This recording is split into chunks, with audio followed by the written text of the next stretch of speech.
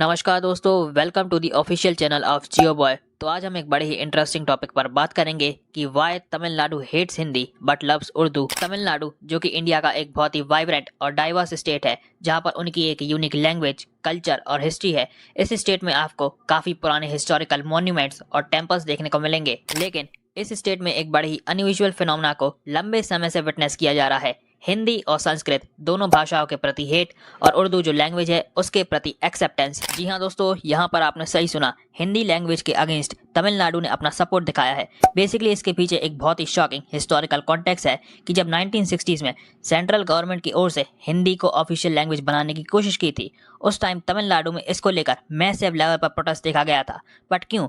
क्योंकि उनका मानना था कि हिंदी इम्पोजिशन से तमिल जो लैंग्वेज है, जो कल्चर है, जैसे कि वो बहुत ही इंपॉर्टेंस देते हैं, वो डिस्ट्रॉय हो जाएगा। इस वजह से तमिलनाडु में इवन कई सदर्न स्टेट्स में एंटी हिंदी मूवमेंट्स बहुत ही स्ट्रांग रहा है इवन टुडे। और आपने ऐसी कई वीडियोस देखी होंगी कि कुछ लोग हिंदी जो साइन बोर्ड है, जो कि देवनागरी में है, उसे डिफेस कर रहे हैं।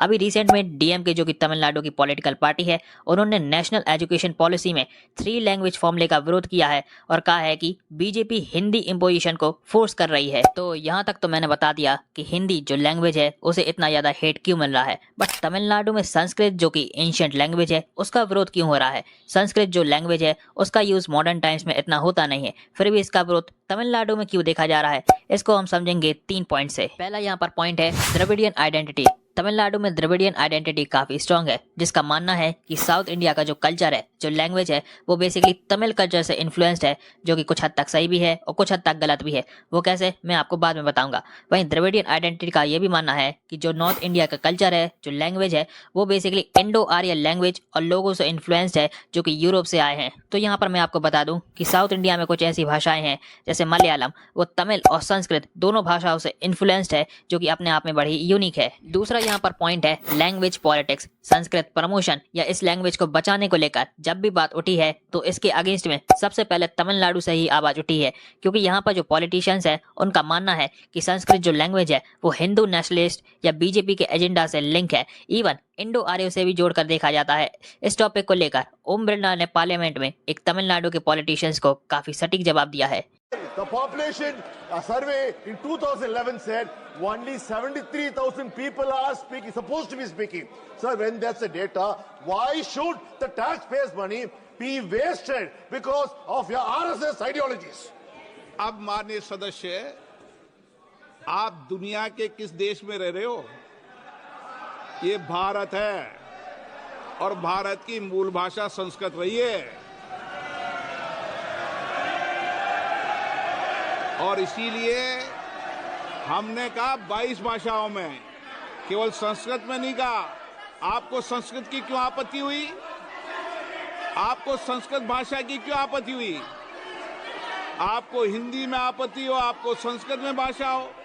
भारत में 22 भाषाएं हैं जो संसद में मान्यता प्राप्त है, और 22 भाषाओं में होगी, संस्कृत में भी होगी और हिंदी में भी होगी।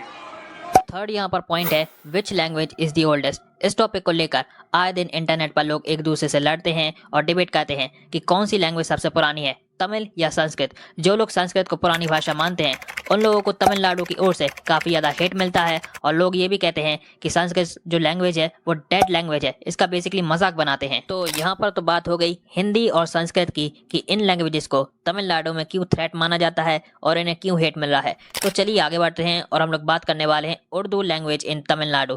तो तमिलनाडु में उर्दू लैंग्वेज के प्रति पॉलिटिशियंस का क्या एटीट्यूड है, आप इस बात से समझ जाओगे कि इस स्टेट में यहाँ की गवर्नमेंट की ओर से तमिलनाडु स्टेट उर्दू एकेडमी बना रखी है, जो कि गवर्नमेंट फंडेड ऑर्गेनाइजेशन है, जिसका काम है उर्दू लैंग्वेज को प्रमोट करना, डेवलप करना in the state of Tamil Nadu, India. जी हाँ दोस्तों, ये सुनकर आप शॉक जरूर हो गए होंगे, बट ये बात सत्य है कि तमिलनाडु की गवर्नमेंट खुद उर्दू लैंग्वेज को प्रमोट कर रही है, जो कि अपने आप में एक आयरनी की बात है कि जो स्टेट अपनी लैंग्वेज को लेकर इतना ज़्यादा सेंसिटिव है, इतना ज़्यादा अवेयर है कि वो दूसरी भाषाओं को अपने स्टेट में जगह नहीं देता, उस स्टेट में पॉलिटिकल रीजंस के चलते दूसरी भाषाएं सिखाई जा रही हैं। इवन तमिलनाडु में कुछ मुस्लिम डोमिनेटेड एरियाज हैं जहाँ पर ढकनी उर्दू काफी लोग बोलते हैं, इसको लेकर तमिलनाडु के पॉलिटिशियंस इसे थ्रेट नहीं मानते हैं। सिंस यहाँ पर हमने ढकनी उर्दू की बात करी है तो ढकनी उर्दू की हिस्ट्री काफी इंटरेस्टिंग है।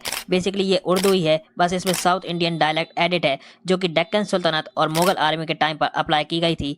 इवन कई जो पठान्स अफगान्स डिसेंडेंट्स हैं वो तमिलनाडु में उस टाइम माइग्रेट भी हुए थे नॉर्थ इंडिया से। ऑल्सो प्रेजेंट टाइम में कई मुस्लिम कम्युनिटी के लोगों ने अपनी स्टेट गवर्नमेंट से रिक्वेस्ट की है कि उन्हें तमिल के साथ साथ उर्दू लैंग्वेज पढ़ने को भी दिया जाए। बट आपको बता दूं, इस इशू पर तमिलनाडु की गवर्नमेंट की ओर से कोई ह्यूज बैकलैश देखने को नहीं मिला। ये एक्सेप्शन सिर्फ हिंदी और संस्कृत के प्रति देखने को मिलेगा, जो कि अनफॉर्चुनेट है। देखो, मेरा मानना है अगर किसी स्टेट को अपनी लैंग्वेज अपने कल्चर को सेव करना है तो उसे उन सारी लैंग्वेजेस का विरोध करना पड़ेगा जो उसे फॉरेनर लगती है, कि ना कि एक्सेप्शन रखना पड़ेगा पॉलिटिकल इंटरेस्ट के चलते। तो यहाँ पर सवाल उठता है कि क्यों तमिलनाडु में हिंदी और संस्कृत का विरोध होता है लेकिन उर्दू को एक्सेप्ट किया जाता है। क्या ये एक पॉलिटिकल रीजंस के चलते हो सकता है या कुछ और रीजंस हो सकते हैं? आप क्या सोचते हो? कमेंट में अपनी राय बताएं।